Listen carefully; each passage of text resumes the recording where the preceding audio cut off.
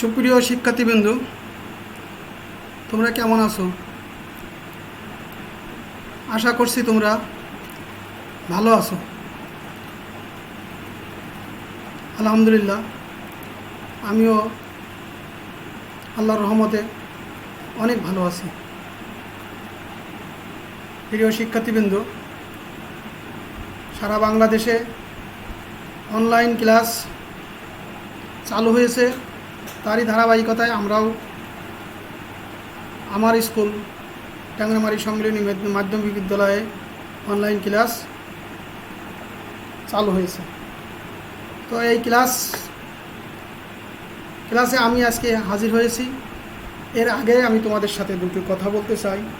সেটা হচ্ছে যে আমরা বর্তমান যে পরিস্থিতিতে আছি, সারা বিশ্বের সাথে বাংলাদেশেও এই কোভিড-19 এটাই আমরা এখন জর্জরিত।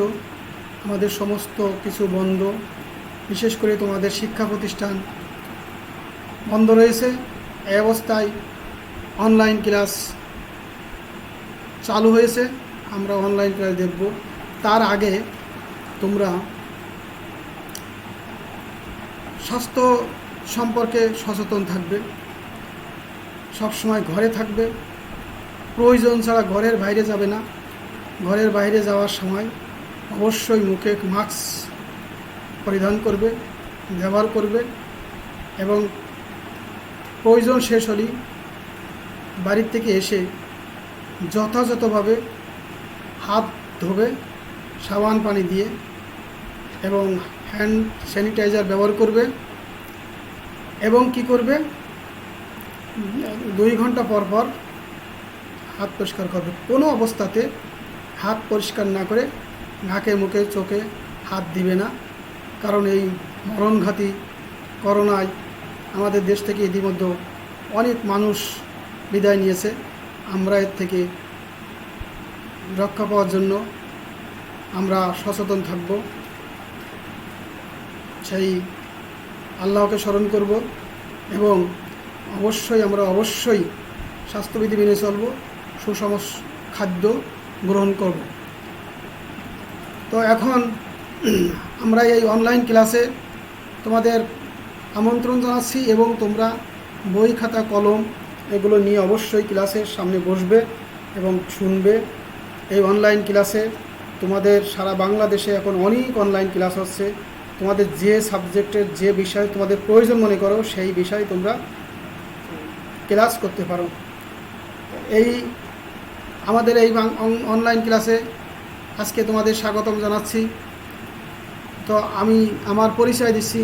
আমি মোহাম্মদ মুক্তার হোসেন, সিনিয়র শিক্ষক, বাংলা, ট্যাংরামারি সম্মিলনী মাধ্যমিক বিদ্যালয়, মনিরামপুর, যশোর। প্রিয় শিক্ষার্থীবৃন্দ, তোমরা খেয়াল করেছো আমার এখানে মোবাইল নাম্বার দিয়ে দিছি।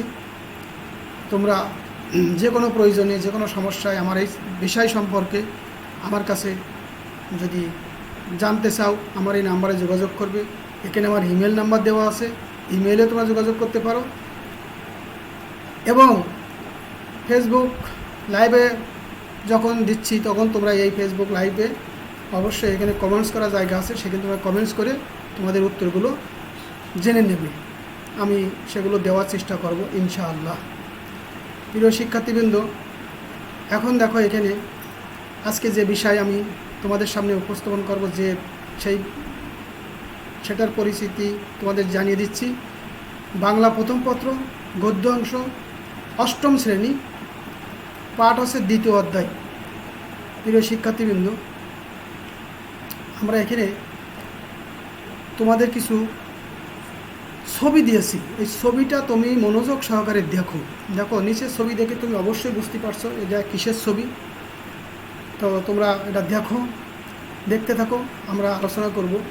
তাহলে দেখতে পাচ্ছ তোমরা এখন বলতে পারবে যে এটা কিসের ছবি। প্রিয় শিক্ষার্থীবৃন্দ, এখানে আরও একটা ছবি দেখো। এখানে ছবি দেখো, একটা ছবিতে কি দেখতে পাচ্ছ তোমরা, যে একটা ছবি লাইব্রেরির ভিতরে আছে। সেখানে একটা ছবিতে যখন হাত দিতে যাচ্ছে তখন হাতে মনে হচ্ছে বিদ্যুৎ শর্ট করছে, এরকম একটা ছবি এখানে দেওয়া আছে। পাশে আরও 2টো ছবি আছে। তো আমরা নিশ্চয়ই বুঝতে পারছো এবার যে ছবির মাধ্যমে আমাদের কি বোঝাতে চাওয়া হচ্ছে বা কি বোঝাতে চাইছি আমি। হ্যাঁ, আমরা এখানে একটা ভিডিও তোমাদের জন্য রাখছি, কিন্তু আমাদের এখানে ভিডিও তোমরা দেখো।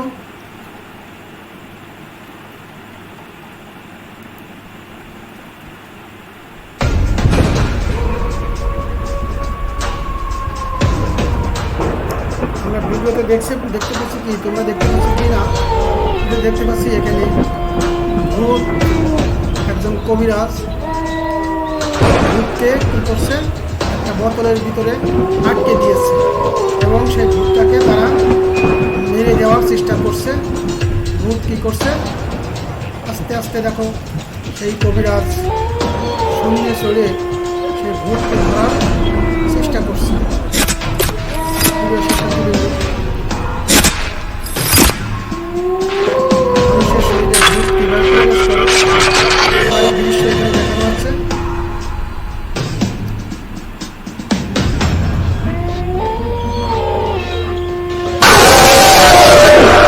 দেখতে পাচ্ছ একটা গর্জন হচ্ছে, ভূতের শব্দ, এবং কবিরাজ তার ক্ষমতা বলে শূন্যে উড়ে সেই ভূত ধরার চেষ্টা করছে এবং তাকে আকর্ষণ করছে, এবং সেটা আস্তে আস্তে আস্তে আস্তে নিচেই নামিয়ে আসছে।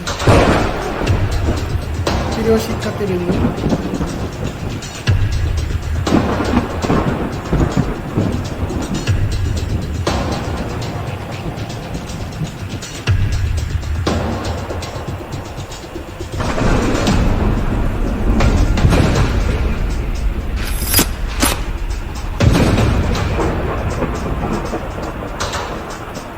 কবিরাজ একেবারে মনে হচ্ছে যে একেবারে আকাশের কাছে চলে গেছে। কবিরাজের শুনতে পাচ্ছ, আওয়াজ শুনতে পাচ্ছ, সেই শারীরিক মানুষের, অর্থাৎ সেই ভূতের, এবং ভূত থাকার জন্য কয়েক বন্ধু মিলে ঢুকছে সেই ভূতের জায়গায়।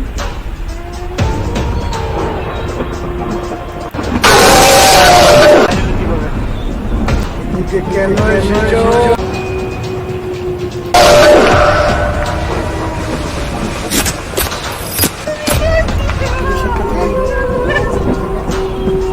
অজ্ঞান হয়ে গেছে, ধরেছে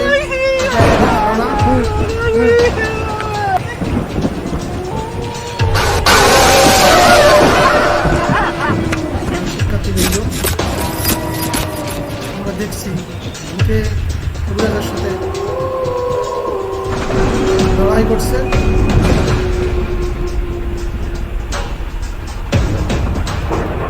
শারীরিক দৃশ্য মাথা পেটে হাতে দিয়েছে এবং ঘুরে ঘুরে দেখাচ্ছে।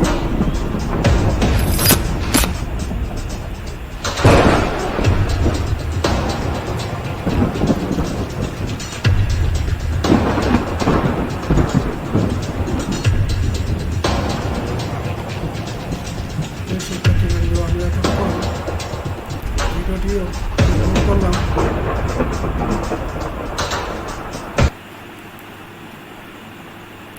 তো এই ছবির মাধ্যমে, এই ভিডিওর মাধ্যমে আমরা অবশ্যই বুঝতে পারছি আমাদের আজকের পাঠের বিষয় কি।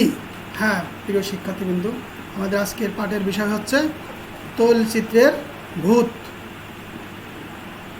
প্রিয় শিক্ষার্থীবৃন্দ, আজকে এই পাঠে আমরা যা শিখতে পারবো সেটা হচ্ছে শিকন ফল, অর্থাৎ এই পাঠের থেকে আমরা যে শিক্ষাটা অর্জন করতে পারবো সেটা হচ্ছে আমাদের এই পাঠের শিকন ফল।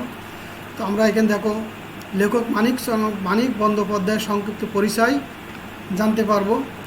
2 নম্বর আছে নতুন শব্দের অর্থ আমরা বলতে পারবো। 3 নম্বর আছে ভূত প্রেত জাতীয় কুসংস্কারের বৈজ্ঞানিক ব্যাখ্যা করতে পারবো। তারপরে আছে সঠিক বিচার বুদ্ধি ধারণা লাভ করতে পারবো। 4 নম্বর আছে পাঠের মূল ভাব বিশ্লেষণ করতে পারবো।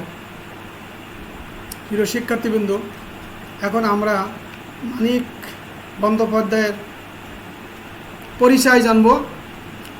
জন্ম ও জন্মস্থান, জন্ম তারিখ ও স্থান। তিনি 1908 সালে সাঁওতাল পরগনার দুমকায় জন্মগ্রহণ করেন। তার পিতৃপুরুষের বসতি ছিল বাংলাদেশের বিক্রমপুর অঞ্চলে। শিক্ষাজীবন, তিনি ছিলেন বিজ্ঞানের ছাত্র। সাহিত্য সাধনা, তিনি কথা সাহিত্যিক হিসাবে খ্যাতি অর্জন করেন। মানুষের মনে বিশ্লেষণে দিয়েই তিনি ছিলেন তার ঝোঁক। তিনি শ্রমিক কৃষকের কল্যাণে কথাও ভেবেছেন। উল্লেখযোগ্য রচনা, তার উপন্যাস হচ্ছে দিবারাত্রির কাব্য, পদ্মা নদীর মাঝি, পুতুল নাচের ইতিকথা। তিনি ছোট গল্প লিখেছেন প্রাগৈতিহাসিক, সরীসৃপ, সমুদ্রের স্বাদ, টিকটিকি। কিশোর উপন্যাস লিখেছেন তিনি মাঝির ছেলে, তিনটি সাহসী ভীরুর গল্প, সনাতনী। প্রিয় শিক্ষার্থীবৃন্দ, এই লেখক মৃত্যুবরণ করেন 1956 সালে 3রা ডিসেম্বর, কলকাতায় তিনি মৃত্যুবরণ করেন। প্রিয় শিক্ষার্থীবৃন্দ, এখন আমি তোমাদের আদর্শ পাঠ করে শোনাবো। আদর্শ পাঠ হচ্ছে সেইটাই যেটা শিক্ষক কর্তৃক পাঠ হয়, সেটা হচ্ছে আদর্শ পাঠ। অর্থাৎ এই পাঠটা কেন আদর্শ বলা হয়েছে, যে একটা প্রবন্ধ, একটা গল্প কিভাবে পড়তে হবে, দাড়ি কমা ঠিক রেখে সঠিক উচ্চারণে কিভাবে পড়তে হয়, এটা হচ্ছে আমাদের আদর্শ পাঠ। তো তোমরা এখন শোনো মনোযোগ সহকারে, আমি তোমাদের পড়িয়ে শোনাচ্ছি। একদিন সকালবেলা পরাশর ডাক্তার নিজের প্রকাণ্ড লাইব্রেরিতে বসে চিঠি লিখছিলেন।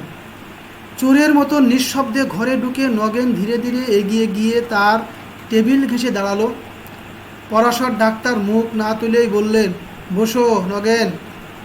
চিঠিখানা শেষ করে খামে ভরে ঠিকানা লিখে সেটি ডাকে পাঠিয়ে দিয়ে তবে আবার নগেনের দিকে তাকালেন। বসতে বললাম যে, এরকম চেহারা হয়েছে কেন, অসুখ নাকি? নগেন ধপ করে একটা চেয়ারে বসে পড়ল। চোরকে যেন জিজ্ঞাসা করা হয়েছে সে চুরি করে কি না। এরকম অতিমাত্রায় বিব্রত হয়ে সে বলল, না না, অসুখ নয়। অসুখ আবার কিসের? প্রিয় শিক্ষার্থীবৃন্দ, এইভাবে তোমাদের পাঠ করতে হবে। এবার শিক্ষার্থীর আবৃত্তি, এটাকে সরব পাঠ বলে। শিক্ষার্থী পাঠ করবে, শিক্ষক সেটা শুনবে যে সেই আদর্শ পাঠ যেটা শুনেছিল তার মতন হয়েছে কি না। তো এখানে দেখো, আমি তোমাদের একটি পাঠ দিয়েছি, সেটা আমি তোমাদের পড়িয়ে শুনিয়ে দিচ্ছি। যেহেতু এখন অনলাইন ক্লাসে তোমরা, আমি এটুকু পড়ে শুনিয়ে দিচ্ছি তোমাদের। নগেন তার মামা বাড়ি থেকে কলেজে পড়ে। মাস 2 আগে নগেনের মামার শ্রাদ্ধের নিমন্ত্রণ রাখতে গিয়ে পরাশর ডাক্তার নগেনকে দেখেছিল। এই অল্প সময়ের মধ্যে এমন কি ঘটেছে যাতে ছেলেটি এরকম বদলে যেতে পারে।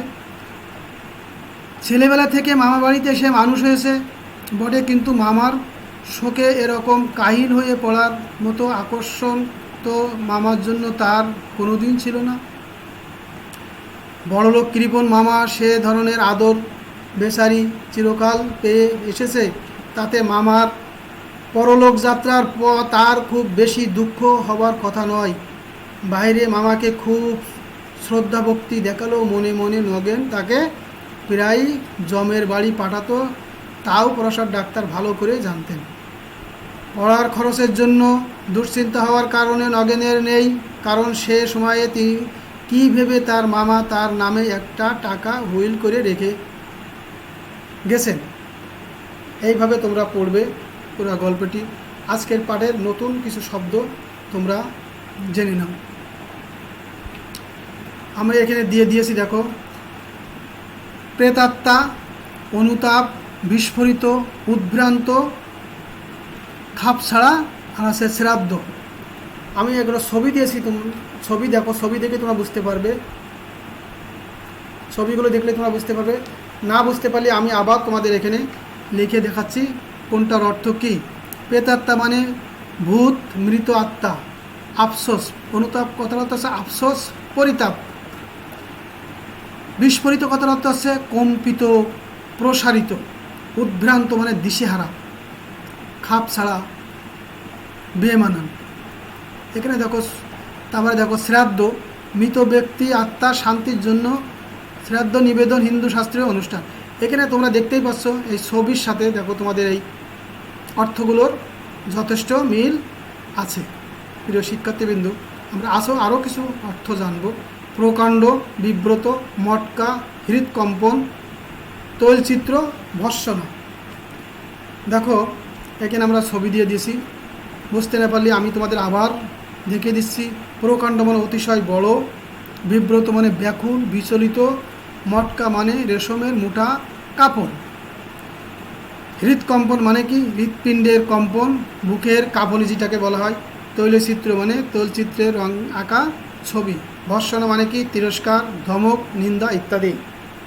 প্রিয় শিক্ষার্থীবৃন্দ,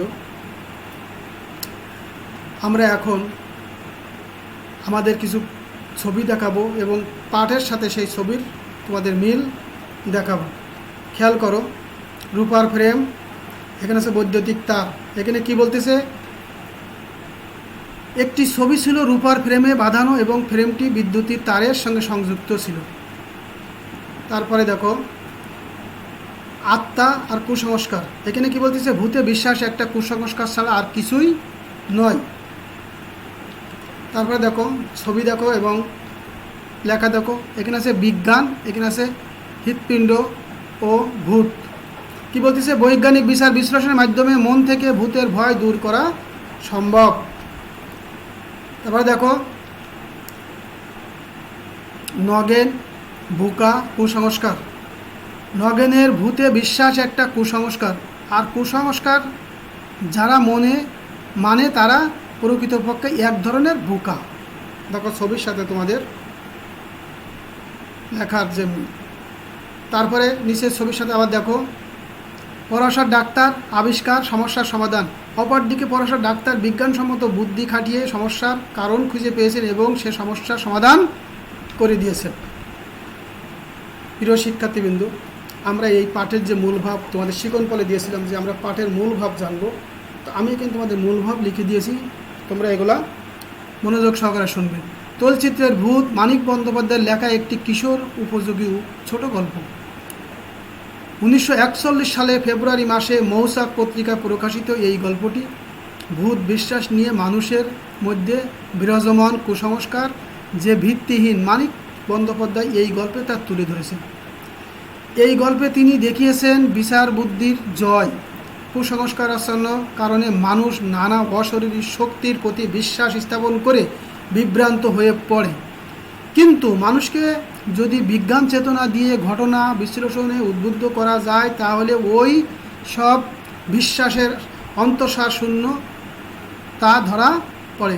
মানিক বন্দ্যোপাধ্যায় এই গল্পে নগেন চরিত্রের মধ্যে ভূত বিশ্বাসের স্বরূপ ব্যাখ্যা করেছেন। অন্যদিকে পরশার ডাক্তারের মধ্যেকার বিজ্ঞানসম্মত বিচার বুদ্ধি মাধ্যমে স্পষ্ট এবং করে তুলেছে নগেনের বিশ্বাস ও কুসংস্কারের ভিত্তিহীনতাকে। মৃত ব্যক্তির আত্মা ভূতে পরিণত হয় এরকম বিশ্বাস সমাজে প্রচলিত থাকার নগেন বৈদ্যুতিক শখকে ভূতের কাজ বলে সহজে বিশ্বাস করেছে। অন্যদিকে পরশার ডাক্তার সব কিছু যুক্তি দিয়ে বিচার করে বলে তার বৈদ্যুতিক শখের বিষয়টি সহজে ধরা পড়েছে। প্রিয় শিক্ষার্থীবৃন্দ, আমরা এই গল্পের মূল গল্পটা তোমাদের শুনিয়ে দিলাম, গল্পের ভাবার্থ। এখন আমরা মূল্যায়ন করব, অর্থাৎ এই গল্পে আমরা যা পড়েছি তার থেকে কয়েকটা প্রশ্ন করব। তোমরা এই প্রশ্নগুলো মনোযোগ সহকারে শুনবে এবং লিখে নেবে এবং উত্তর করার চেষ্টা করবে। মানিক বন্দ্যোপাধ্যায় কত খ্রিস্টাব্দে মৃত্যুবরণ করেন? মানিক বন্দ্যোপাধ্যায় কত খ্রিস্টাব্দে মারা যান? 2 নম্বর প্রশ্ন আছে মানিক বন্দ্যোপাধ্যায়ের 3টি উপন্যাসের নাম লেখো। মানিক বন্দ্যোপাধ্যায়ের 3টি উপন্যাসের, আমি অনেকগুলো উপন্যাসের নাম বলেছি, তোমরা 3টি উপন্যাসের নাম বলো। 3 নম্বর প্রশ্ন আছে মটকা কি? আমাদের শব্দতে আমি তোমাদেরকে অবশ্যই বলেছি মটকা কি। 4 নম্বর পদ্মা নদীর মাঝি কি? পদ্মা নদীর মাঝি কি ধরনের লেখা এটাই। 5 নম্বর আছে নগেনের মামা কেমন প্রকৃতির লোক ছিলেন? 5 নম্বর আছে নগেনের মামা কেমন প্রকৃতির লোক ছিলেন। 6 নম্বর আছে নগেনের বিদ্যুৎ স্পষ্ট হওয়ার মূল কারণ কি? তোমরা অবশ্যই বুঝতে পারিছো যে নগেনের এই যে বিদ্যুৎ স্পষ্ট হয়েছিল, এটা কী কারণ ছিল তোমরা অবশ্যই বুঝতে পারছো। প্রিয় শিক্ষার্থীবৃন্দ, আমরা আরও কিছু মূল্যায়নে তোমাদের রাখছি সঠিক উত্তর বলার জন্য। দেখো এখানে দিয়ে রাখছি আমি, নগেন পড়ে যাওয়ার কারণ কি। 1 নম্বর ছিল মামার ধাক্কায়, ভূতের ধাক্কায়, বিদ্যুতের শক, পা পিছলে যাবে। 2 নম্বর হচ্ছে কখন নগেনের সাথে পড়াশোনার ডাক্তারের প্রথম দেখা হয়েছিল। 2 মাস আগে, 3 মাস আগে, 4 মাস আগে, 5 মাস আগে।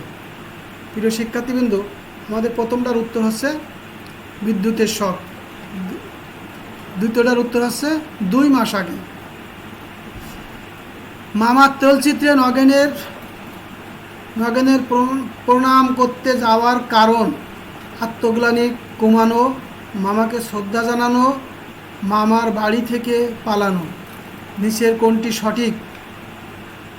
1 এবং 2 সঠিক, অর্থাৎ 1 এবং 2, অর্থাৎ আত্মগ্লানি কমানো আর মামা শ্রদ্ধা জানানো, এই ছিল মূল উদ্দেশ্য। প্রিয় শিক্ষার্থীবৃন্দ, আমরা এখন তোমাদের কিছু বাড়ির কাজ দেব। এই বাড়ির কাজটা তোমরা অবশ্যই মনোযোগ সহকারে করবে, কারণ বাড়ির কাজ তোমাদেরকে স্কুল খুললে পরবর্তীতে তোমাদের কাছ থেকে নেওয়া হবে, এবং কে কত সুন্দর করে বাড়ির কাজটি করেছো এটাই তোমাদের কাছ থেকে নিয়ে হবে এবং মূল্যায়ন করা হবে। বাড়ির কাজের উপরে তোমাদেরকে মূল্যায়ন করা হবে।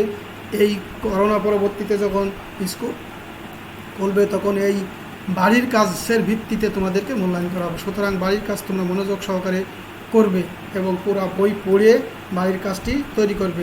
তোমাদের আজকের বাড়ির কাজ দেখে নাও। আমাদের সমাজে ভূত ছাড়া আর কি কুসংস্কার আছে তার একটা তালিকা তৈরি করতে হবে।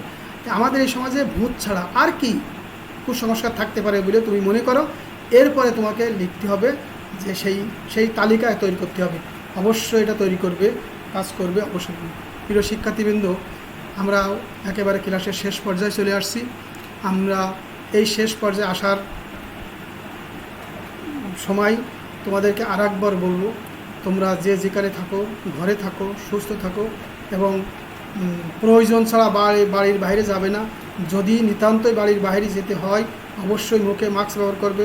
তোমরা আরেকটা জিনিস খেয়াল করো যে সরকার এটাকে বর্তমানে মাস্ককে বাধ্যতামূলক ঘোষণা করেছে, মানে প্রত্যেকটা নাগরিক মাস্ক ব্যবহার করবে। তুমি যখন বাইরে যাবে, লোক সমাগমে যাবে, তখন অবশ্যই মাস্ক পরিধান করবে এবং বাড়ি কোথাও গেলে বাড়ি আসার সাথে সাথে ভালো করে পরিষ্কার পরিচ্ছন্ন হবে এবং হাত মুখ ধোবে।